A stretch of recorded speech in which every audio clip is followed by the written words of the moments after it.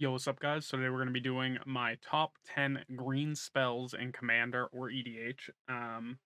Just a heads up for the list, there will be no mana dorks or ramp spells, or else the list would just be filled with them. They're by far like the best part about green is ramping and stuff like that. So they will not be included. There are spells in the list kind of similar, but they're not directly ramp spells or directly mana dorks. So that's my little excerpt before we get started with the list. Um, People really liked the top 10 red spells. Like I said, green was going to be next. I'm going to try and put these out a little bit more frequently. I took a little bit of a break from it just because finding the time to edit them is a little bit consuming. It's not like hard editing, it's just kind of not time consuming, but kind of tedious. So I kind of avoid doing it. But I'm very excited about this one. There's a lot of green spells I'm a big fan of. Green isn't my favorite color by far, red is, but I do like a lot of good green spells. The top three of which are, well, not maybe not top three, but two of the top three cards are like by far my favorite cards, like in Magic, um, like hands down. So before we get into it, I'd like to ask you guys to go down there and hit that red subscribe button. We're trying to hit 1,000 subs before the end of the year. Um, we're doing pretty well. Usually when I put out videos, it does a little bit better. If you guys noticed, I didn't upload anything last week. I was kind of in a little bit of a funk. I could have put this out, but I chose to not put out this video in the funk. I decided to just take the week off and kind of figure out what I want to do video wise for the channel in the coming weeks. So this is just gonna be the start of it. I'm thinking about doing these videos about like, well, at least for the rest of the color scheme. We're gonna do them on Mondays. I'll probably try and put out the other three colors over the next 3 weeks on the Monday. So you'll be seeing this on Monday, by the way, if it wasn't clear. But yeah, subscribing shows that you really support the channel. You like what kind of content I'm putting out. I'd like for you guys to actually go down in the comments, tell me your favorite green spells, what other kinds of top tens you'd like to see after the um kind of color pie that I'm doing for MTG. I mean, I could do the other like multicolored cards and stuff like that. I'm not opposed to it. Could do like favorite commanders, stuff like that. So yeah. But without further ado, guys. All right, guys. To start out at number 10, we have Seedborn Muse. Sorry, didn't know which way my camera oriented. Seedborn Muse is a 3 colorless, 2 green creature spirit, 2/4 that says untap all permanents you control during each other player's untap step. Very strong card, good utility. Helps out with like creature oriented decks that want to swing basically everything on their turn and be able to, you know, protect themselves during next player's turn, stuff like that. The only issue is it's a little expensive mana wise and price wise. I think it's somewhere around like $16. Yeah, like 15, $16, something like that. Overall, like not like the worst price. Um, but it's still a little expensive for what it does. It's strong, but for 5 mana, um, like you're gonna want this. You know what? You know it's actually probably not that bad considering it's green and you don't really want it super early because then people are gonna use their. It's not bad. Disregard that like expensive mana wise. I think it's fine actually. Um, I like the card. I don't really include it in my decks anymore. Mainly because I don't have a mono green deck right now. I can't find the space for it in decks that run green right now. The only deck that I could see myself putting it in would be like Carador, and I don't know, not really interested in it. Carador is kind of in a nice spot, like where he's at. So that's number 10, Seedborn Muse. And now rounding down to our number 9 spot, we have Scute Swarm. Scute Swarm is a insect, 2 colorless, a green for a 1/1 with landfall. Says whenever a land enters the battlefield under your control, create a 1/1 green insect creature token. If you control 6 or more lands, create a token that is a copy of Scute Swarm instead. This card gets out of hand very quick. I almost consider this like a mandatory include in a landfall deck or a lands matter deck in general. Like I know people kind of don't like it's good, but people don't like to use it because it gets out of hand so quick and it's kind of math heavy. Like it builds boards really quick. Early game you love it, late game you love it. Like if you can drop this like mid game though, like turn 4, like after you've done some ramping, turn 3, turn 4 after doing some ramping. Um it says what 6 or more lands. Turn 4 you could easily have 6 lands. Drop him, drop your land for turn. You get your Scute Swarm. Maybe you even have like I don't know, you've been holding a fetch land of some sort, like a Terramorphic Expanse or um Myriad Landscape, stuff like that. You pop it, or even a fabled is it Fabled Grove? The one that when you have 4 more lands when the land enters the battlefield, it comes in untapped instead of tapped. Being able to drop that, tap it, undrop, that's you've got 4 Scute Swarms on the field. If you have like, I don't know, you're playing 3 color, you got Lord Windgrace, something like that, you can gravel or land out of your graveyard. You got Ramanap Excavator, you can play you have a way to play multiple lands per turn, like a Zusta. You can play that Terramorphic Expanse or whatever again, pop it, get another land. Now you got like what is it, 8 Scute Swarms? Like they each get an instance of doubling, so you're literally just doubling it over and over again. Extremely good. Um, Chump blockers for days. You are not you can just block with a bunch of them. Cheap. It's overall very cheap. 3 mana is not super expensive. Any way to buff them, Crater Hoof, stuff like that, being able to buff a bunch of them all at once. Um, the only issues I see with it is one math. People don't like to use their brain, play the math game, so I see that. Also, it's probably very tempting for people to use their board wipes on this. Like this is probably the like if you're popping off like easiest board wipe of the century. People go from being like, I should hold this for something big to I'm using it like immediately, like as soon as I get a chance, type of thing. So Scute Swarm has its issues. I really like it. It's in a couple of my decks actually that run green. I think it's just like a good contender based on being able to fill up the board. Um, but that is number 9. We're gonna head in.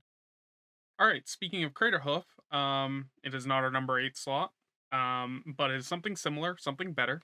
It is Finale of Devastation from Hour of Devastation, I believe. 2 green X sorcery that says search your library and or graveyard for a creature card with converted mana cost X. So I don't know. You can grab Crater Hoof if you want. And then if you search your library this way, shuffle it, obviously. If 10 is more, or if X is 10 or more, creatures you control get plus X and gain haste until the end of turn. So really good. Most of the times I have seen this card is getting casted for 10, especially in green, mono green, green blue, green black, Abzan, all of those color combos. It's some if you're casting this, you're wanting to cast it for the 10, so you can get the Crater Hoof effect. Great value. Um, a great game ender. As far as like game enders go, this is probably one of my favorite. I love combat stuff. Combat stuff is my favorite in Magic overall. I'm sorry about the yawning. Been up since 4 a.m. It's currently no, I've been up since 3 a.m. It's 5 p.m. Got a long night to go, but it's a better Crater Hoof. I think this card is leagues better than Crater Hoof. Crater Hoof is overrated in my opinion. This one is probably better. But you could also grab Crater Hoof with it. I guess that could be pretty funny. Uh, Gotta be careful though. If you pumping this entire thing, if somebody you have to watch people's mana. Especially if somebody's playing blue on the board. Anybody who's got blue or I don't know, like literally use this when somebody's tapped out. Like making sure the person that you're most afraid of getting like stopping this is tapped out is the most important thing because it will ruin your plan. 100%. Like you're gonna want to pump this as much as possible, and then you're gonna get like what is it like countered or um, they're gonna pop one of the creatures that you were looking forward to getting a buff off this stuff like that. So Finale Devastation is number 8. Big fan of it. So yeah, let's head into number 7. Number 7 is a spicy one. It is doubling season. I know a lot of people don't really like talking about doubling season anymore. There's cards that do similar things that are way cheaper. If you didn't know, doubling season is an $80 to $100 card for one of its most recent printings. That's egregious. It should not be that expensive. There's no reason for it to be that expensive. It's a good card, um, but Doubling Seasons had so many printings that like there's no reason for its most recent printing to be as expensive as it is. That being said, its most recent printing was like years ago, 2 years ago, 3 years ago, something like that. I think it was Battle Bond or Modern Horizons, one of the modern sets. It's a good card, powerful enchantment. Um, Not super expensive mana wise for what it does either. 5 mana is nothing in green. Helps with proliferate decks, token decks, Super Friends decks. I used to have one in a Super Friends deck. I used to run tracks of Super Friends. That was like one of my first like big decks that I was testing the waters with. I enjoyed it. I've actually contemplated rebuilding it, but tracks is like a $30 card. I don't own Doubling Seas anymore. Sold that a while back, and that's $100 card. So and I got rid of a lot of those planeswalkers I used to use in the deck. There have been better planeswalkers that have come out, but a lot of them that were in the deck are very needed for the deck, and I kind of got rid of a lot of them, and they're like $10, $15 planeswalkers each, so not really interested in rebuilding it that bad. Um, it's a great card though. Very expensive. As I said, like it is $100 card. Tends to get hated off the board as well. So when you're dropping it, you are dropping it on a turn that you like you're utilizing it because earliest convenience people are going to try and get rid of it. So, unfortunately, it is expensive, but what are you going to do? Magic, cardboard being so expensive these days. But that is number 7. We're going to move on to number 6. At number 6, we have a personal favorite of mine, Noxious Revival. It is a Phyrexian green pip instant that says put target card from a graveyard on top of its owner's library. Good removal for one, but it's also good recursion. I use it for recursion specifically, or not really removal. What am I saying? Graveyard. It's mainly for you. I guess you could, I don't know, do something funny that you like say somebody's going to revive something from their graveyard, you could put it on top of the library so that like the trigger misses. Um, but it's mainly used for you. It's like a tutor for your graveyard, if that makes any sense. You're gonna use it in the end step to draw the card on your turn. Um, but the big part of that is the Phyrexian green pip, which means that you can pay 2 life instead of paying the 1 mana. So even if you're tapped out, if you got life, it's online. I really like that. I'm a big fan of cards that utilize the Phyrexian pips, especially cards as like utility wise as Noxious Revival. Um, Works really good in any sort of recursion deck though. Any type of reanimator deck, things like Golgari decks, and Abzan decks, stuff like that. So that is number 6. We're gonna move on to number halfway through. All right, guys, we're at that halfway point. Number five. Number five, we have Realmwalker. It is a 3 mana 2/3 shapeshifter. Uh, which, like most shapeshifters, has changeling. It says as Realmwalker enters the battlefield, choose a creature type. You may look at the top card of your library anytime, and you may cast creature spells of the chosen type from the top of your library. Great card. Works well with all types of creature decks that are in green. You can do it in like Weird Angel Sigarda deck with white green. Um, Works really well in dragon decks. Elf decks, I guess it could work really well, especially if like you're trying to hit a certain elf off the top of your deck. Just a good card in general. Works well with Noxious Revival as well, being able to put a card on top of your deck and cast it. Especially if you have things that make it so you can enable flash, which is nice. But Changeling is just a really good like ability. Shapeshifter cards are great. It's good value. Uh, Tends not to be a problem card either. People don't tend to like look at it and be like, gotta get rid of that. It's better than the next card in one sense, but the next one I feel like is just a better version of it. We'll just mention it right now. It pairs well with Corsair of Kruphix because you can cast your lands from the top of your library with Corsair of Kruphix. Um,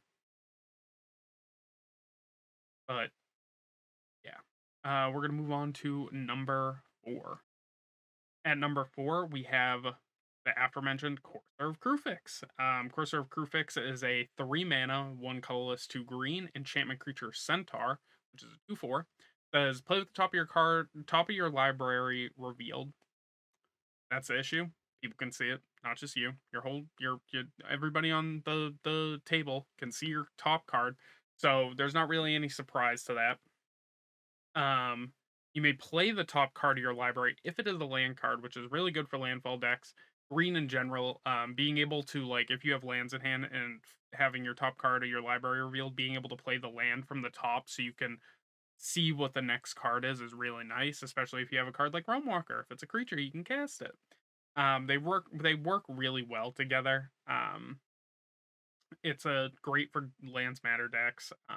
Good advantage engine. If played with cards like Sensei's Divining Type, Sensei's Divining Top, being able to manipulate the top of your library is very good. So, say you Sensei's, look at the top three. There's 2 lands and a creature. You can weave them, put the land on top, creature land. That way you can land drop, creature drop, and then potentially if you have like a Zusa, you can play another land. You can play the next land. And then your Sensei's is free for use again, where like you can just look at 3 new cards. Very great card. The only downside is the your opponents can see the card as well. That's the only downside. I think Corsair Kruphix is very good. Very cheap too. It's printed all the time. I think it's like $2. Not super expensive. Any deck that's running green and you want to be able to play lands off the top of your library, I 100% say you should run it. It's really good. We're gonna move into the top 3 though. At number 3, we have probably my favorite artifact card, probably ever printed. You're gonna know. I've been talking about it on the channel forever. It needed a reprint. It's getting a reprint. I think the reprint's a little too expensive considering it is a box topper. We'll see how that fluctuates. Currently, we're in pre-release, not pre-release, but pre-sale versions of it. So obviously the price is super high. We are talking about the Great Henge, a 7 colorless, 2 green legendary artifact that says this spell costs X less to cast, where X is the greatest power among creatures you control. So you're casting it for 2. You're never not casting it for 2. It pays for itself essentially because its tap ability is tap, add 2 green mana, and gain 2 life. So not only is it paying for yourself, you're not paying 9 mana for it. You're paying 2. Like you're not you're there's no way you're not paying 2. Um if this is your starting hand, you're holding it. Like it's not like you're not casting it for more than I'm gonna say it. You're not casting it for more than 4. That's just like no. Like you will have a 4. You'll have a 5/5. Um, Also says whenever a non-token creature enters the battlefield under your control, put a +1/+1 counter on it, and then draw a card. Um, it's life gain, it's creature buffing, it's draw power. There's nothing wrong with it. The only issue, card's $50. 50 to 70, depending on who you're buying from. That's the only issue. Because it's only been printed once. It was printed in Throne of Eldraine. Um, it's getting reprinted in the Lord of the Rings set as the party tree. Going to be a box topper, but it's also going to be in the normal set. So hopefully the price is cheaper. If not the price on that one, hopefully the Throne of Eldraine one dips. I doubt it though, because it's the original art. The original art's not going to be in the Lord of the Rings set. It's going to be the party tree. So that's my only issue with that, is that it could go either way. It could just stay expensive because of the unique art. Um, but it could see a huge drop. It could be like a $20 card. If it goes to 20, it's an instant buy. Like you should buy up copies of it because it's just going to go up in price. But that is the number 3. Probably one of my favorite artifacts ever made. Yeah, number 3. We're going to number 2. At number 2, we have another creature. It is my boy Old Gnawbone. He is a 7/7 for 7 mana, 5 colorless, 2 green, legendary creature dragon. Flying, says whenever a creature you control deals combat damage to a player, create that many treasure tokens. Dragons are rad as hell. I love dragons. One of my most popular videos on the channel is my 5-color or dragon deck profile. It's up there. I think it's my second most popular video. You guys should go check it out. It is dragons are cool. Love them. Dragon was my first precon I ever bought. I didn't buy any of the other precons beforehand. I have been playing Commander for a while, but I didn't really get into the precon thing. It kind of like I wasn't a fan of it due to wanting to deck build myself. That was back when I was heavily into just buying singles, basically building decks from buying singles off of places like Card Kingdom, TC Player, shit like that. But um, Old Gnawbone is amazing. Wish he wasn't as expensive as he is, but he is. Um, he can be a cool commander as well if you're running mono green dragons and stuff like that, or just mono green in general. He doesn't really have anything to do with dragons besides being a dragon. He's all about dealing combat damage, stuff like I can't remember the name of the creature, but it deals or it creatures assign combat damage or they're a combat damage as if they dealt damage instead of attacking. Forget I don't know how I'm wording that horribly, but you get what I'm saying. Which means that you get all those treasure tokens without having to deal with blockers. Very cool. It's instant advantage. Even if you have like a 2/2 3/3 or whatever on the field and you're attacking with them, like it's instant advantage. You're just getting a bunch of a bunch of treasure tokens. Um, the only issue with him is he's expensive. Obviously, he's a 7/7 for 7. But if you're like you're in mono green, so or like have ramp out the ass, so you're casting him probably turn 4 or turn 5 if you're able to. Very good card, Old Gnawbone, number 2.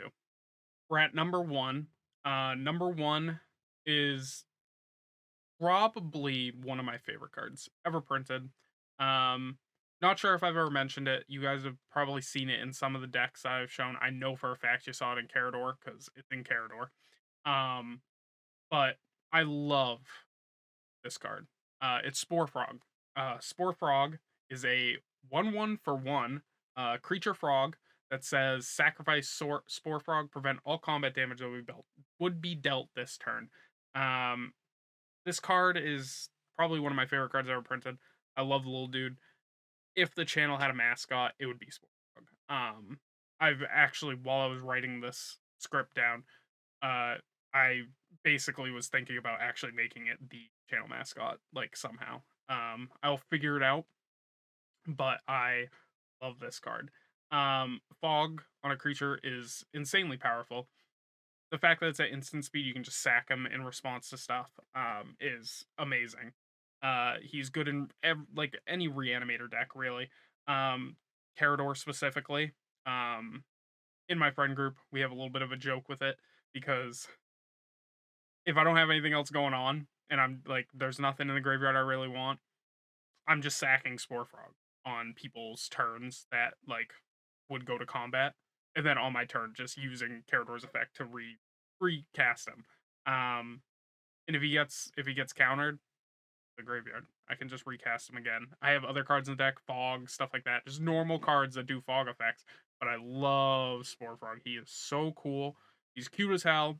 I have one of the original printings of the card. I forget what set mine's from. I believe it's Prophecy.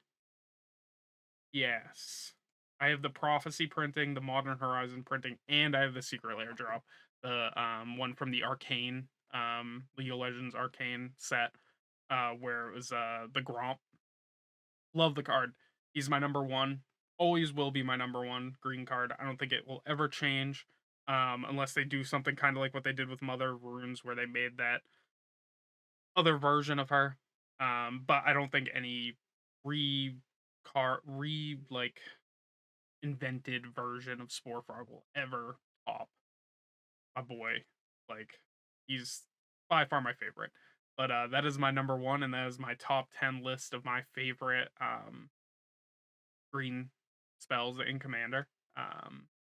We're gonna head to my closing thoughts right now.